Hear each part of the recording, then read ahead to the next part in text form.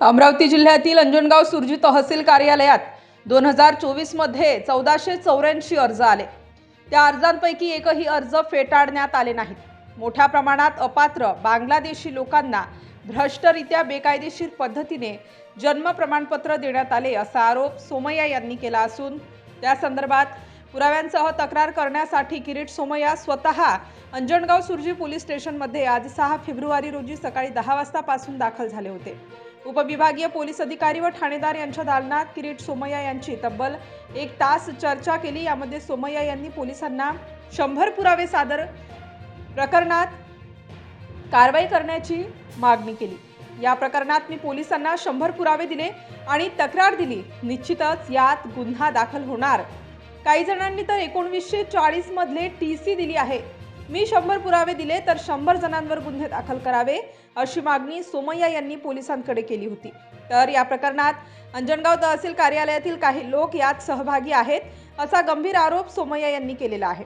जी समिती जिल्हाधिकारी यांनी स्थापन केली त्यावर सोमय्या म्हणाले की जिल्हाधिकारी यांनी हे प्रकरण दाबण्याचं काम केलं, त्यांची पण चौकशी झाली पाहिजे।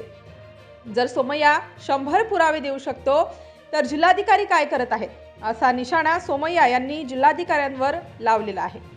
किरीट सोमय्या यांनी पोलिसांकडे दिलेल्या तक्रारीनंतर पोलीस यात गुन्हा दाखल करणार का व या प्रकरणातील दोषी असलेल्यांवर कारवाई होणार का हे सुद्धा पाहणे आता महत्त्वाचे ठरणार आहे। येथे मोठ्या प्रमाणात बोगस कागदपत्र, फर्जी डॉक्युमेंट्स, बेनामी लोकांचे अर्ज इथल्या तहसीलदार कार्यालयाने 1484 पैकी 0 अर्ज फेटाळले। 585 ना सर्टिफिकेट दिले आणि 900 ना देण्याची प्रक्रिया पूर्ण केली। या संबंधी 100 पुरावे मी आज अंजनगाव पोलीस स्टेशन येथे सुपूर्द केले। माझी तक्रार दिली आहे। मला आशा आहे की याच्यावर FIR गुन्हा दाखल होणार। ज्या 100 लोकांनी जे बांगलादेशी आहे, मी पुन्हा एकदा म्हणतो बांगलादेशी आहेत, इथला मुस्लिम आहे त्याच्याकडे जन्म प्रमाणपत्र आहे, इथला हिंदूंकडे आहे, हे बाहेरून आलेले आहेत कारण त्यांच्या सोबत डॉक्युमेंटच नाही आहे। आणि असे फर्जी एक उदाहरण देतो। एका उर्दू शाळेत लिव्हिंग सर्टिफिकेट TC जोडलं आहे। ज्याचं TC जोडलं आहे ना ते केव्हा देण्यात आलं, तारीख केव्हाची 2023ची। त्याचं वय किती माहीत आहे? 1932 मध्ये जन्म झाला। 1938 मध्ये शाळेत प्रवेश घेतला। 1939 मध्ये शाळा सोडली। त्या व्यक्तीचं स्कूल लिव्हिंग सर्टिफिकेट हे 2023 मध्ये घेण्यात आलं। मला हिंदुस्थानाची कुठली अशी शाळा की ज्याच्याकडे 39 चे रेकॉर्ड आहे, 38 चे रेकॉर्ड आहे, फर्जी लिव्हिंग सर्टिफिकेट देण्यात आलं आहे। शेकडो फर्जी TC देण्यात आलेले आहे, कॉम्प्युटर प्रिंटआउट देण्यात आले आहेत। फक्त आधार कार्डाच्या आधारावर जन्म प्रमाणपत्र देण्यात आले आहेत।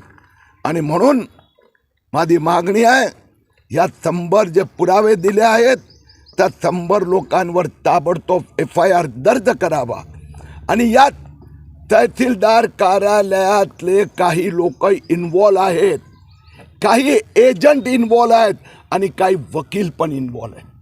कारण की माहीत असताना की व्यक्ती इथे नाही आहे, म्हणजे मी त्यांना 1 डझन असे अर्ज दिले आहेत की ती व्यक्ती तहसीलदारकडे कधी आलीच नाही, ती व्यक्ती अस्तित्वात आहे की नाही माहीतच नाही, त्यांनी अर्जही केला नाही, त्याच्यासाठी दुसरा कोणी अर्ज केला। या सगळ्यांवर कारवाई होणार। राष्ट्रद्रोहाची कारवाई तहसीलदार कार्यालयावर होणार आणि या सगळ्यांना बांगलादेश परत पाठवले जाणार।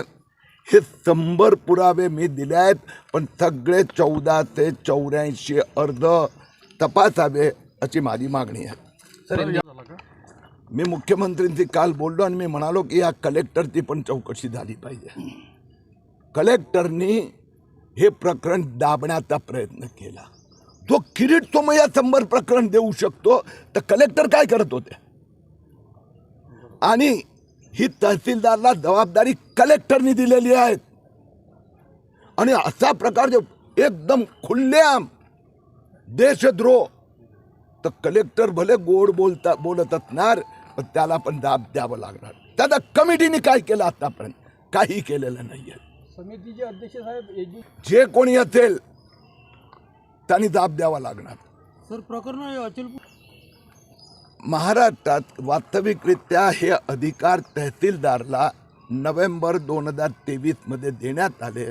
2024 पासून तहसीलदारनी या कामाची सुरुवात केली. हा संबंध महाराष्ट्रात प्लान केलेला घोटाळा आहे. 2,23,000 अर्ज आले जन्म प्रमाणपत्रासाठी. त्यातनं 99% मुस्लिम समाजात आहे. जर जन्म प्रमाणपत्र जुनं नसेल तर सगळ्या हिंदू समाजांचे पण नसले पाहिजे. परंतु 69 ते 2023 पर्यंत इथे राहणारे मुस्लिम हिंदू सगळ्यांचे जन्म प्रमाणपत्र आले. हे जे 54 असे शहर आहेत की जिथे 1,000 ते 5,000 प्रमाणपत्राचे अर्ज आले, दिले गेले, त्यातनं 52 हे फक्त मराठवाडा आणि विदर्भात आहे. विदर्भात अकोला, यवतमाळ, अमरावती येथे मोठ्या प्रमाणात 15,000 अकोलामध्ये, 15,000 अमरावतीमध्ये प्रमाणपत्र देण्यात आले. मी मुख्यमंत्रीकडे मागणी केली आहे की ह्या तिन्ही जिल्ह्यात फॉरेन्सिक ऑडिट करावं.